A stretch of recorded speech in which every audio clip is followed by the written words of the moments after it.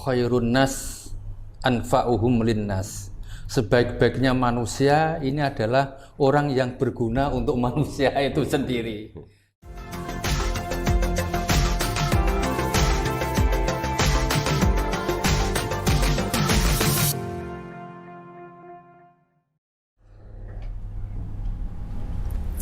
Assalamualaikum warahmatullahi wabarakatuh.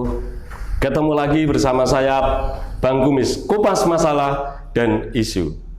Para sahabat Bang Kumis, hari ini saya menghadirkan narasumber seorang pejuang politik, Ketua DPC Gerindra Kabupaten Pati, dan beliau adalah Wakil Ketua DPRD Kabupaten Pati dari fraksi Partai Gerindra 2 kali berturut-turut, dan beliau juga Sekretaris Asosiasi Petani Tebu Republik Indonesia Provinsi Jawa Tengah. Siapa beliau? Di samping saya Bapak Haji Hardi. Assalamualaikum Pak Hardi. Waalaikumsalam Bang Kumis. Silakan dibuka untuk Mas Troy karena sudah swab dan kita negatif Pak Hardi. Ya, sehat Pak Hardi? Alhamdulillah sehat walafiat. Alhamdulillah. Kemudian di pandemi COVID-19 yang sekarang ini di PPKM level kedua ya Pak Hardi, seperti halnya di Kudus, kemudian dan yang lain. Apa kegiatan Pak Hardi sehari-hari?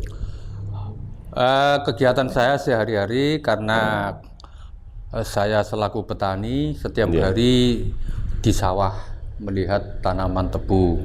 Di samping itu kita sebagai pejuang partai kita tetap terjun di PAC dan di ranting-ranting, karena PAC sama ranting ini adalah sebagai ujung tombak di paling bawah.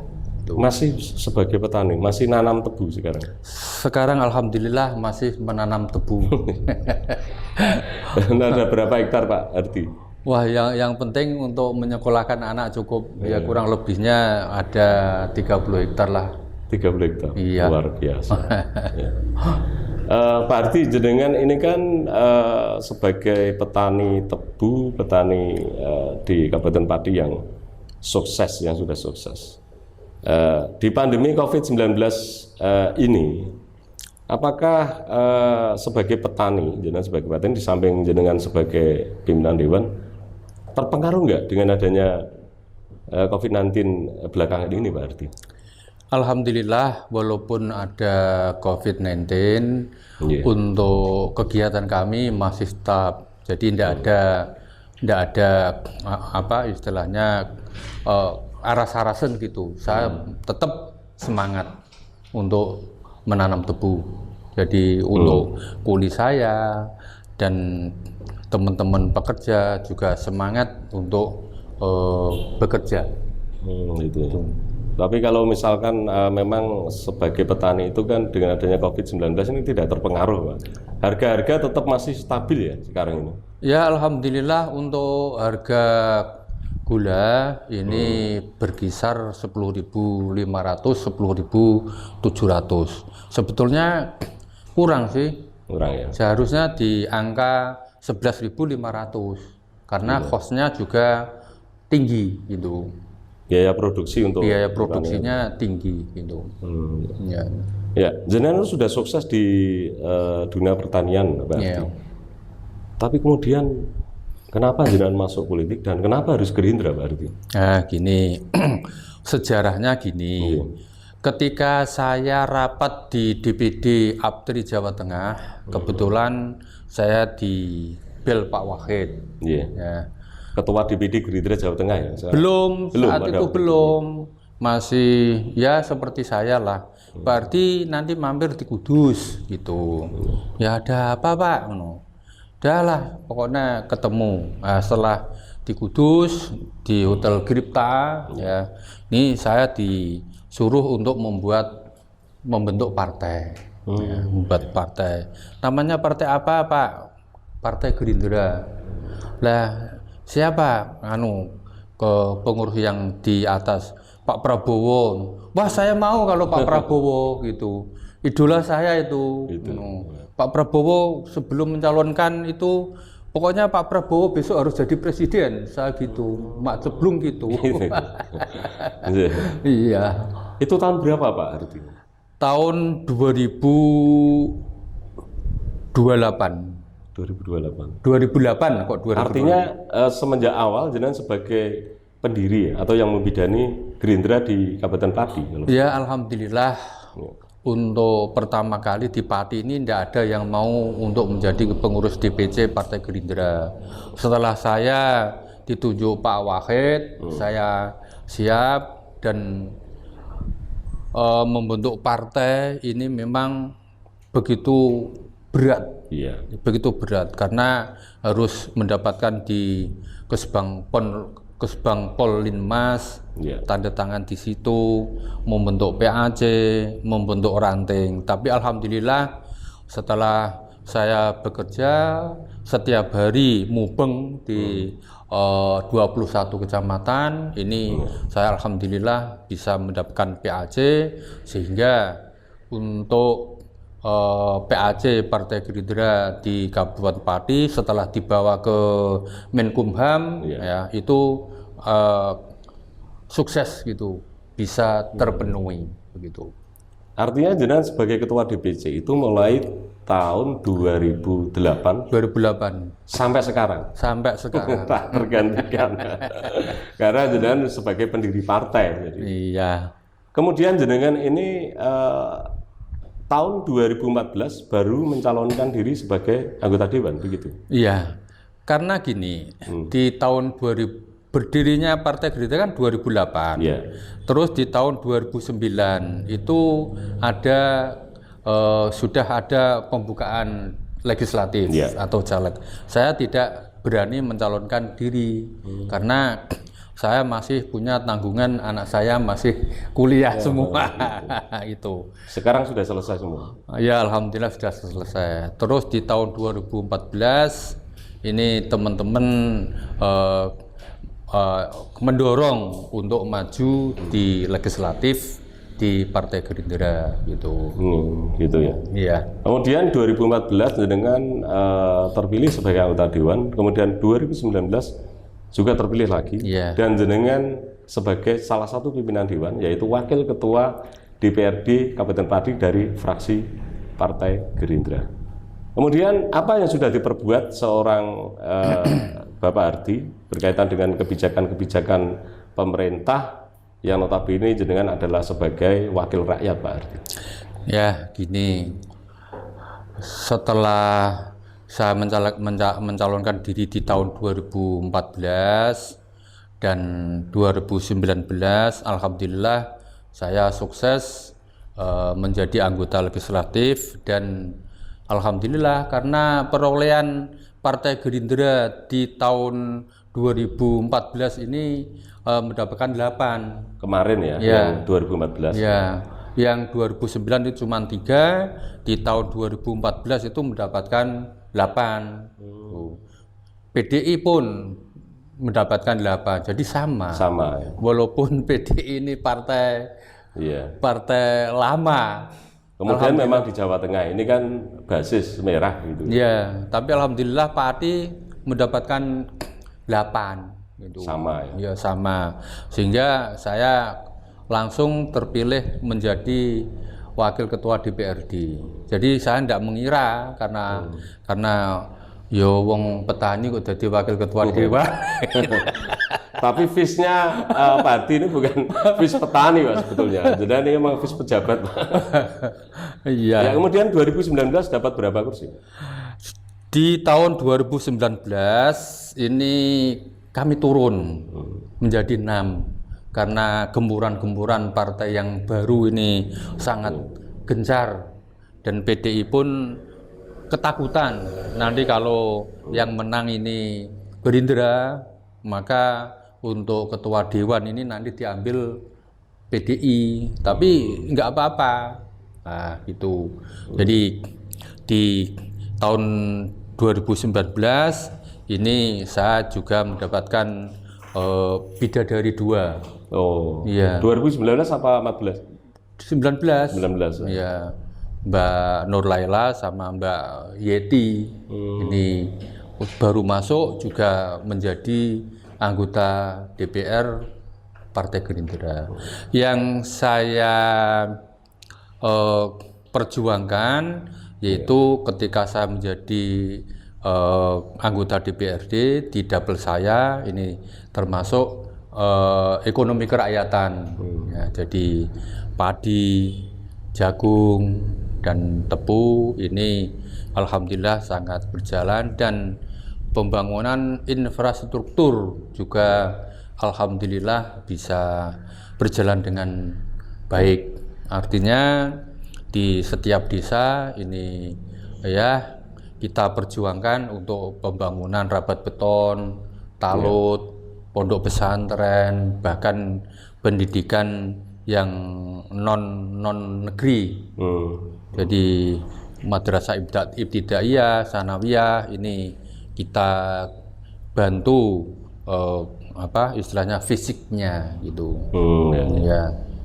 Ya sesuai dengan pokok-pokok pikiran anggota dewan. Seperti pokir gitu, pokok-pokok pikiran dewan itu.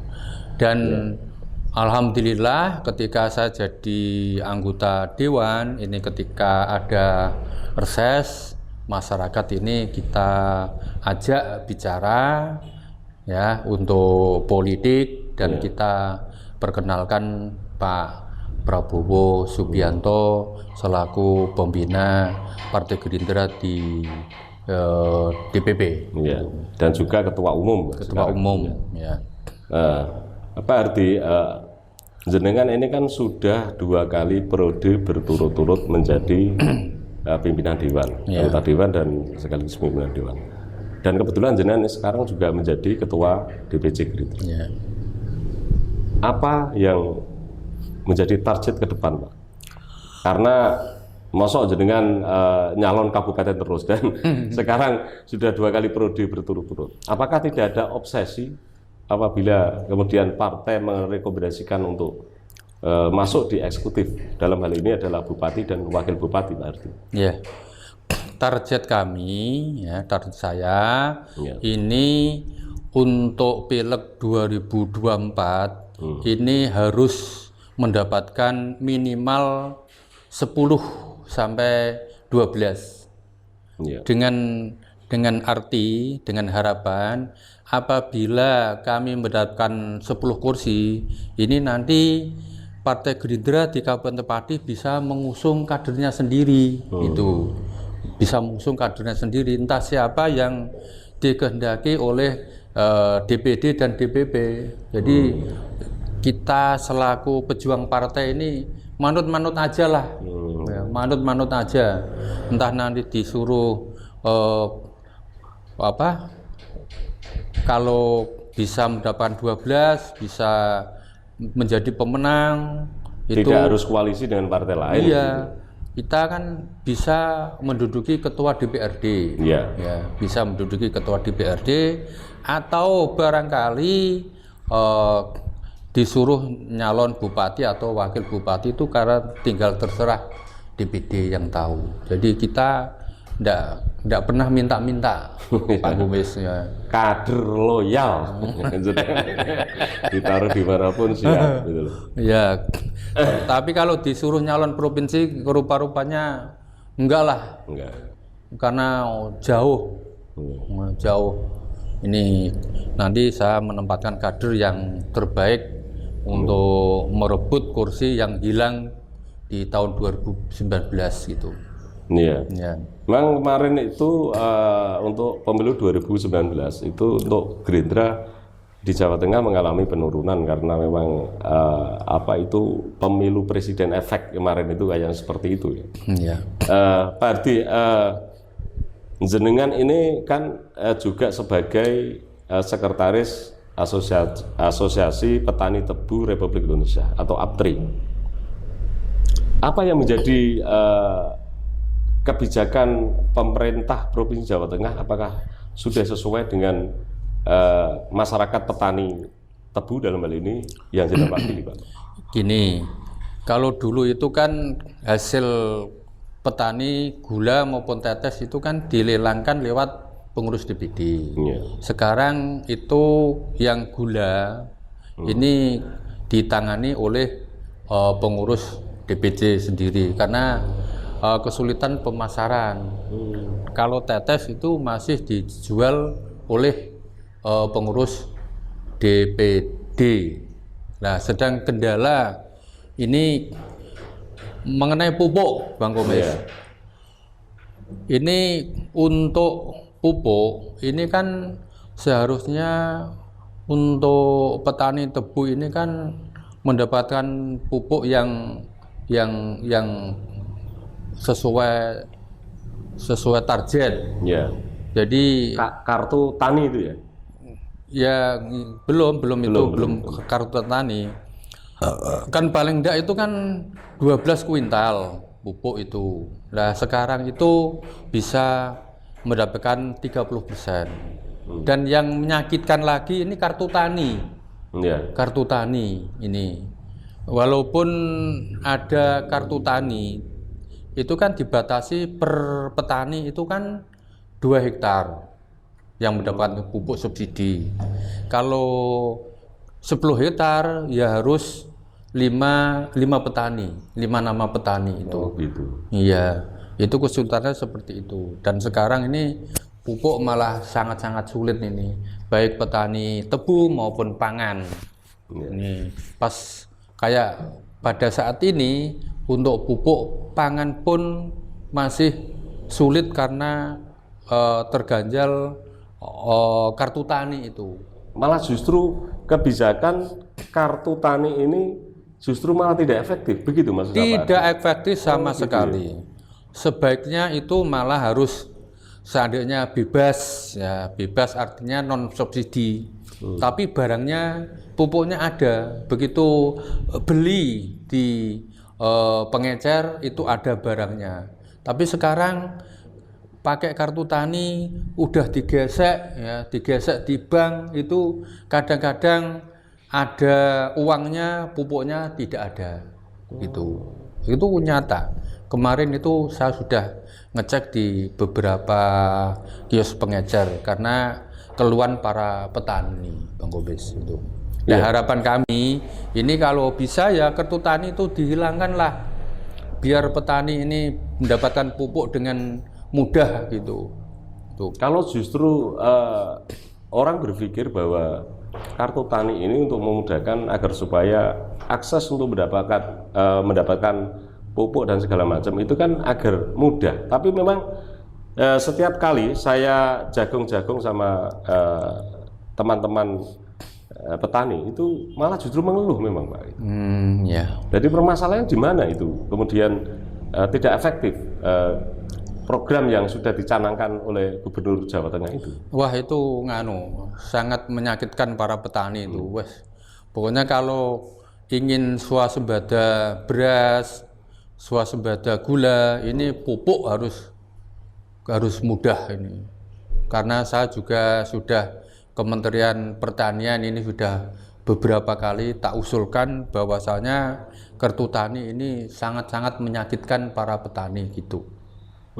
Kemudian dari Kementerian Pertanian, apa respon ketika APRI itu mengutarakan hal yang di lapangan ternyata tidak sesuai dengan harapan? Ya itu katanya untuk percontohan, untuk apa ya jenenge percontohan aja dulu lah gitu.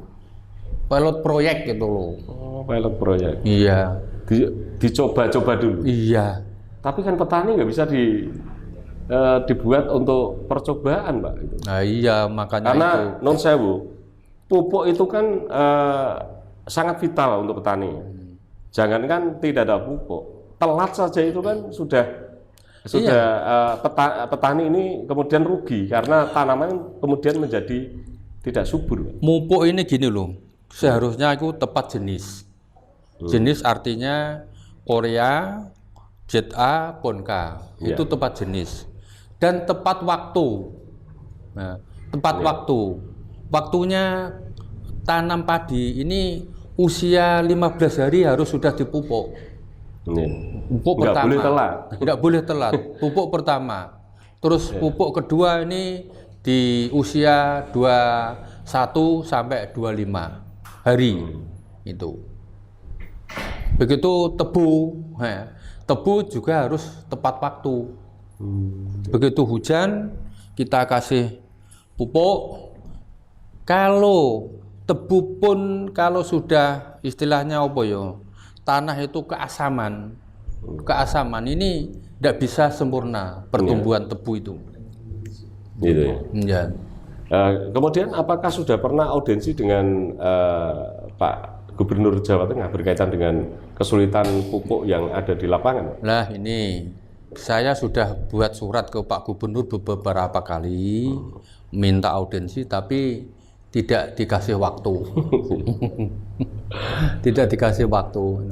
Ya, karena petani ini kan kemudian mempercayakan, petani tebu ya dalam hal ini, mempercayakan kebijakan itu, keluh kesahnya itu kan melalui satu anggota dewan, yang kedua adalah asosiasi petani tebu, kan begitu. Tapi kalau gubernur kemudian tidak ada respon, itu kan petani kemudian mengeluh kemana gitu. Iya, kemarin kan ada demo itu ke provinsi itu baru 15 harian mungkin dari petani Kecamatan Sukolilo itu. Ya minta agar kemudahan dipupuk itu. Apakah sebagai sekretaris APRI sekarang ini jenengan sudah merasa berbuat untuk para petani tebu, Pak Hardi?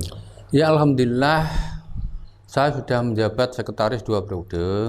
Jadi untuk kemarin itu juga untuk kemudahan mendapat pupuk, dan kami sudah membuat koperasi di tingkat kabupaten juga sudah berhasil, dan sudah bisa menyalurkan pupuk sehingga pupuk ini bisa mudah didapat gitu. Tapi ya itu kendalanya harus pakai kartu tani itu. Kalau nggak pakai kartu tani, harganya katanya sangat mahal dan langka, dan kalau ada mahal. 360 non subsidi. Kalau subsidi kan 1,8, 180.000. Jadi 50% terpautnya. Itu. Kalau pupuk mahal, kemudian sekarang ini tenaga kerja untuk biaya produksi petani tebu sekarang juga mahal. Iya, mahal. Apakah petani ini kemudian ketika menanam tebu untung apa butuh, Pak? Ya tinggal pengelolaannya. Kalau dirawat dengan baik ya bisa memproduksi 1000 kuintal. Ini ya walaupun sedikit masih ada laba. Kalau hanya mendapatkan 700 kuintal, ya impas. Jadi menunggu 1 tahun, waduh, sangat-sangat lama ini. Lain dengan kapal itu kan tinggal ngeruk di laut, pulang, dijual, mendapatkan laba yang banyak. Ini anggota saya ini kan. Yeti ini kan nanti, kapalnya banyak. Nanti saya dikasih kesempatan untuk bisa interview dengan Mbak Yeti nanti. Anggotanya jenengan itu yang masih muda. Ini kan kita harapkan untuk besok maju lagi dan bisa senior, bisa pengalaman di partai politik gitu. Ya, sebelum kita lanjut Pak, kita minum dulu. Kalau saya sebentar aja nggak minum itu tenggorokan rasanya kering, Pak. Dan untuk menjaga imun tubuh kita harus banyak minum. Ya, Pak Hardi ini usia berapa Pak Hardi sekarang? 61, masih energik dan masih kelihatan muda. Karena ya setiap hari itu jam 6 sampai jam 8 itu pasti ke sawah. Apakah jenengan masih ke sawah? Lu masih ya setiap pagi ya. Tapi kan nggak bawa cangkul, Pak? Ya enggak lah. Ada motor, jalan, lihat mana yang harus dibenahi, mana yang harus dikerjakan. Kalau tanpa kontrol ya itu tadi mendapat produksi sedikit ya rugi. Tapi kan jenengan dibesarkan oleh petani ya, Pak? Petani. Sebagai petani ya? Iya. Saya menanam tebu mulai 81 ini. Mulai 81. Iya. Sebelumnya petani ya nanam padi, nanam jagung gitu. Itu. Dan kita ke jenengan sebagai pimpinan Dewan, jenengan sebagai wakil ketua DPRD Kabupaten Pati, apakah sudah merasa mewakili masyarakat yang jenengan wakili Pak itu? Ini rupa-rupanya belum, ya belum. Walaupun di setiap dapil ini ada wakil DPRD dari Partai Gerindra, ya, karena masyarakat ini 1.300.000 loh penduduk kita. Kabupaten Pati. 1.300.000 ini butuhke biaya, butuhke apa aja lah untuk kebutuhan sehari-hari. Jadi belum puas. Kami masih berjuang untuk menyejahterakan rakyat. Gitu. Kemudian sebagai ketua DPC, apa yang belum jenengan capai berkaitan dengan jabatan jenengan sebagai ketua DPC mulai Partai Gerindra ini berdiri sampai sekarang? Ini kantor kayaknya baru, Pak. Ini milik aset partai yang kita capai sewa, di saya sebagai ketua DPC. ya. Yang pertama ini pertama mendapatkan DPR 3 dan DPR RI 1. Ya. Terus di tahun 2014 ini mendapatkan DPR RI, mendapatkan DPRD 8 dan 19 ini bisa mendapatkan wakil kita ini 6 di Provinsi Kosong. RI ya, RI 1. Ya. Nah, untuk kantor, ketika di tahun 2014 kita dipanggil di DPP, ya, di BPP menandatangani fakta integritas. Sanggup nggak untuk menjadi DPR wakil rakyat di Pati? Ya sanggup. Terus ada perintah, pokoknya saya tidak mau tahu agar Bapak ini punya kantor sendiri. Siap, saya siap. Kita tanda tangani sehingga di tahun 2014 kita langsung membeli kantor ini. Ya. Tanahnya beli kemudian enggak langsung sudah jadi. Oh, berarti belinya jadi. Sudah jadi. Karena di tepi jalan itu sudah saya muter-muter enggak ada. Paling tanah. Tanah pun mahal. 1 juta per meter persegi. Ya. Itu. Jadi untuk tanah ini adalah juga sudah milik kita sendiri. Yang selanjutnya kami sebagai ketua DPC, karena saya ini mencalonkan Pak Prabowo untuk menjadi wakil presiden juga gagal. Menjadi presiden juga 2 kali. Yang wakilnya pertama itu Pak siapa itu ya? Hatta Rajasa. Dan yang kedua ini Pak Sandiaga Uno. Kami sudah berjuang sekuat tenaga namun belum berhasil. Nah ini saya masih punya tanggungan dan masih punya hutang besar terhadap partai, terutama Pak Prabowo. Nah ini kami sudah keliling di desa-desa, sudah beberapa elemen sudah saya temui bahwasanya insya Allah besok saya milih Pak Prabowo Mbak Hardi gitu. Sampai satpol di bank itu saya digudak gara-gara hanya besok saya nyoblos Pak Prabowo Pak. Oke, saat gitu. Jadi saya berharap dengan teman-teman pengurus DPC, pengurus PAC, pengurus ranting yang sudah kita bentuk, bahkan dengan para anggota DPRD yang sekarang masih duduk sebagai wakil rakyat. Ini nanti kami akan sungguh-sungguh untuk memenangkan Pak Prabowo itu.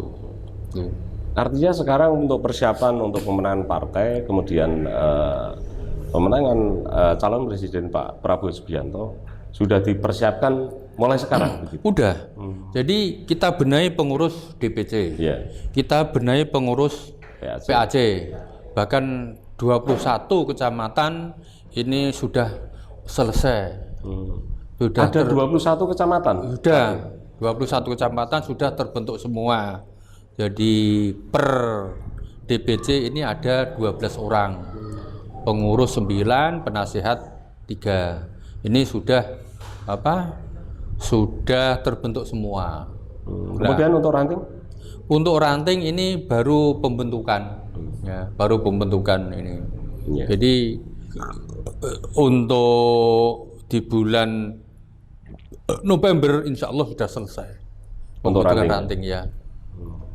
Dan untuk sayap partainya, sayap ada Pira, Gemira, Tidar, itu Satria, Kira, ini sudah terbentuk semua. Sudah. Nah, itu untuk struktural itu memang kita istilahnya kita anjurkan kita untuk memperkenalkan di wilayahnya masing-masing untuk kemenangan Pak Prabowo. Bahkan juga yang tim independen, ya, tim independen ini orang yang senang dengan Gerindra dan senang dengan Pak Prabowo, ini juga sudah kami persiapkan itu. Padahal masih jauh ya Pak? Masih jauh. Baru 2021, untuk pemilunya itu kan 2024, masih 3 tahun. Ya kan harus kita persiapkan. Iya. Nanti kapan lagi kalau tidak kita persiapkan? Iya. Ya. Dan siapa yang mau memperjuangkan kalau tidak kita sendiri? Iya. Itu. Iya.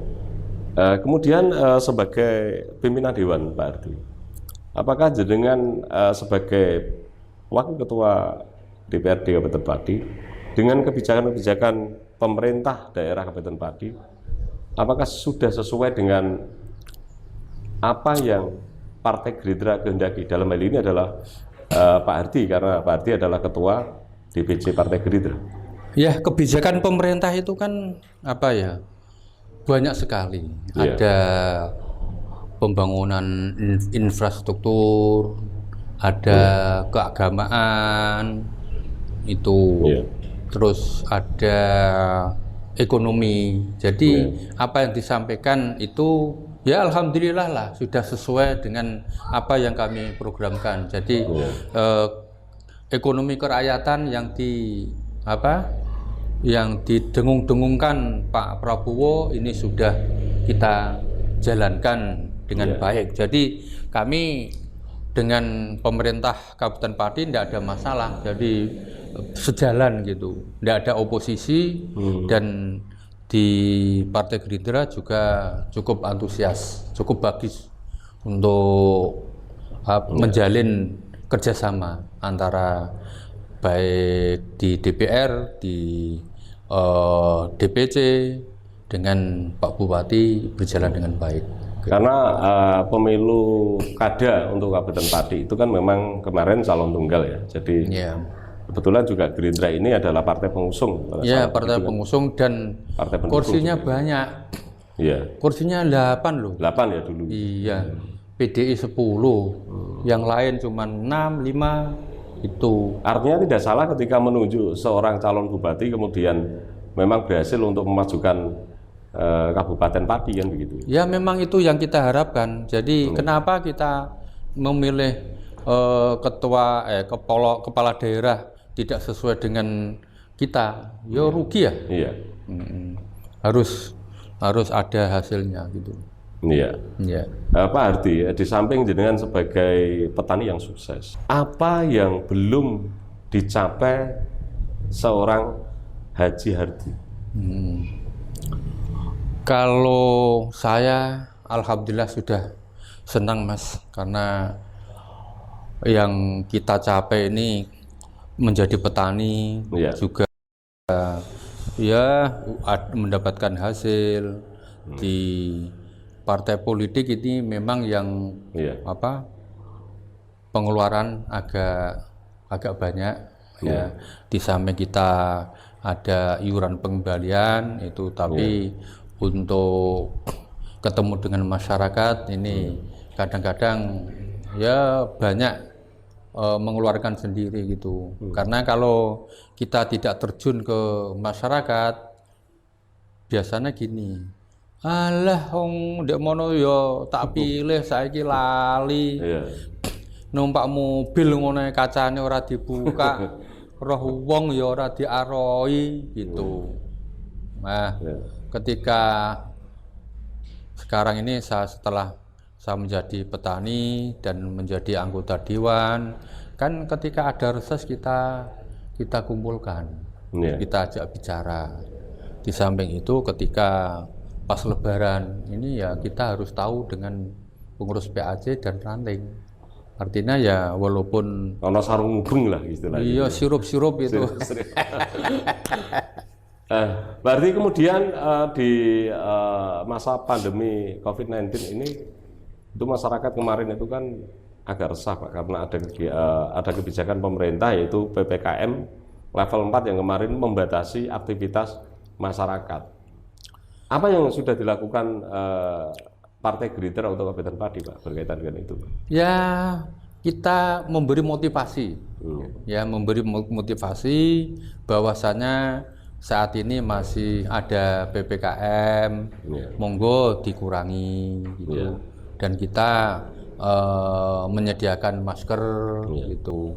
Dan ketika ada vaksin kita datangi biar masyarakat itu tahu dan senang, wah ditunggoni wakil rakyate gitu.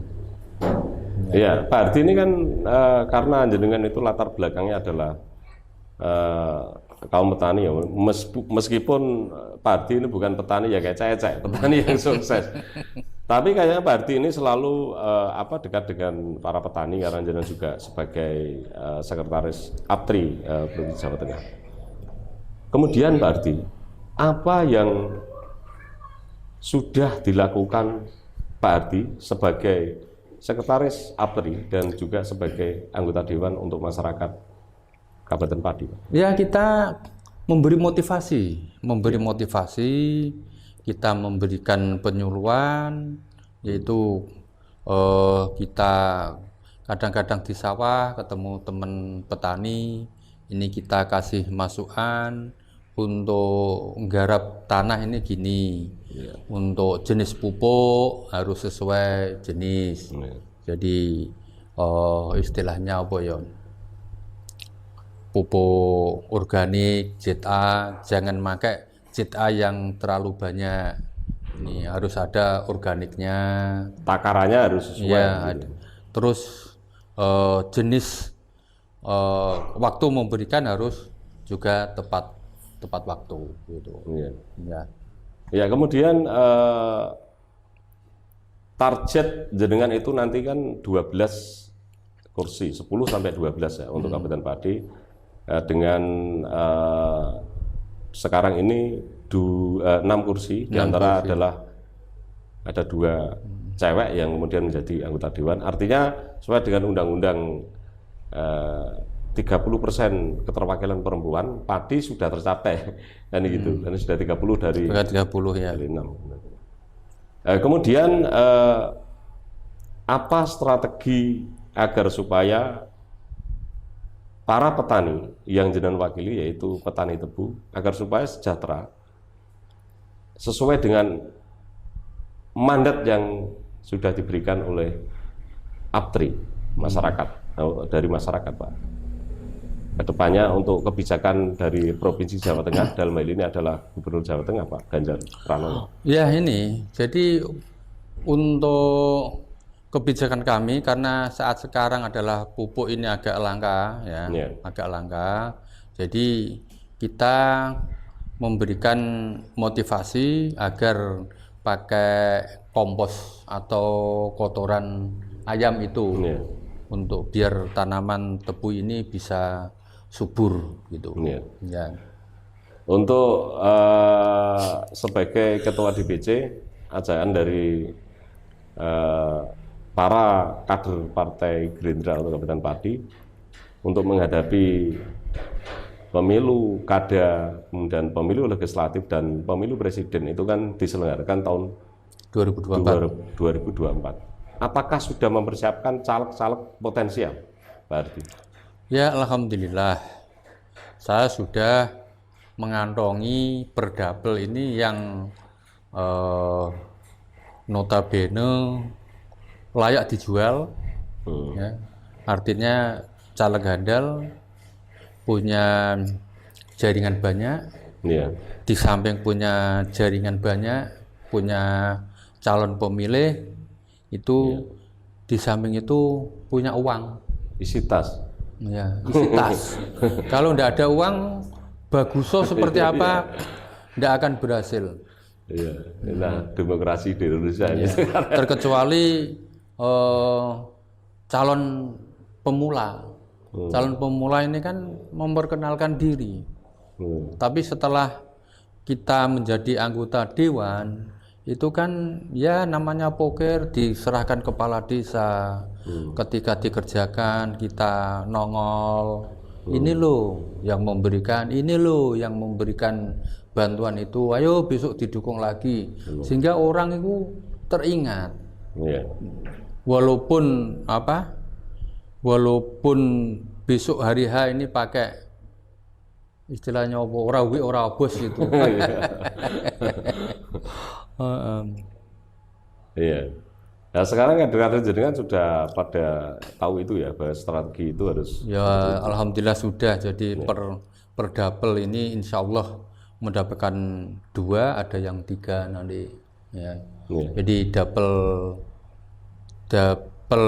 2 ini Margoyoso Gunung Ngalculwak ini kami harapkan bisa mendapatkan 3. 1 dapil ya. Terus dapel 4 ini dapelnya Mbak Yeti ini insya Allah 2 dan satu-satunya anggota kami yang perempuan itu hukumnya wajib menjadi lagi, wajib nyalon dan jadi lagi kita dukung. Entah nanti gimana caranya kita bantu untuk mencarikan calon pemilih itu.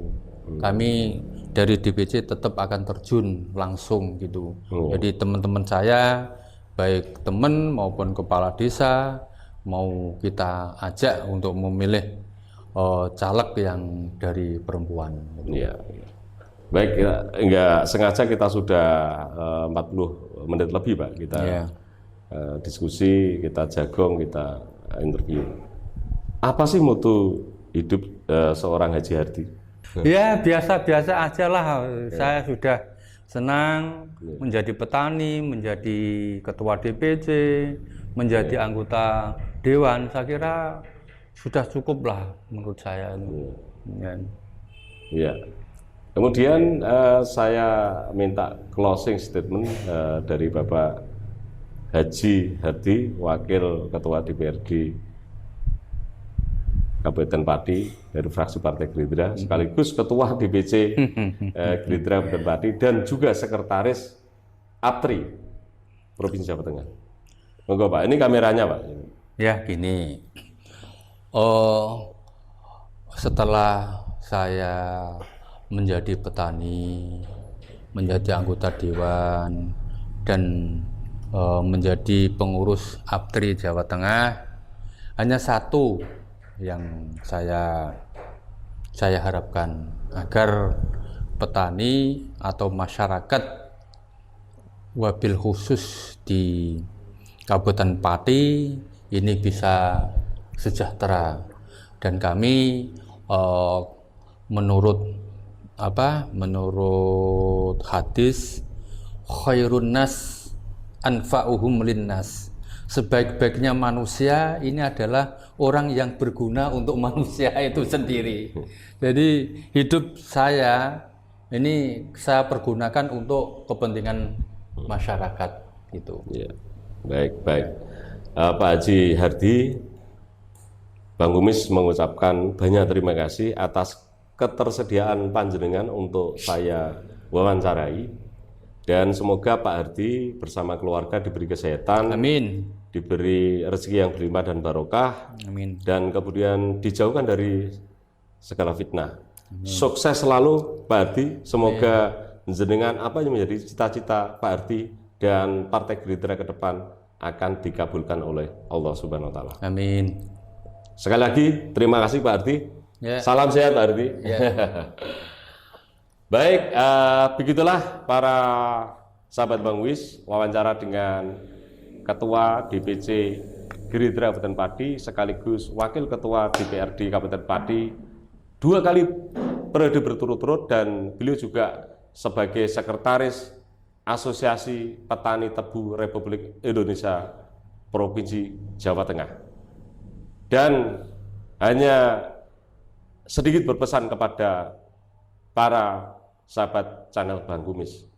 Mari kita bersama-sama berbuat untuk orang lain.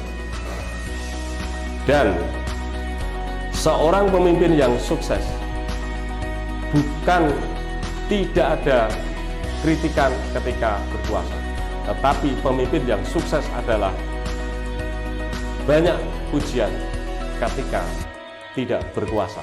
Saya Bang Kumis, sampai jumpa. Wassalamualaikum warahmatullahi wabarakatuh. Salam sehat.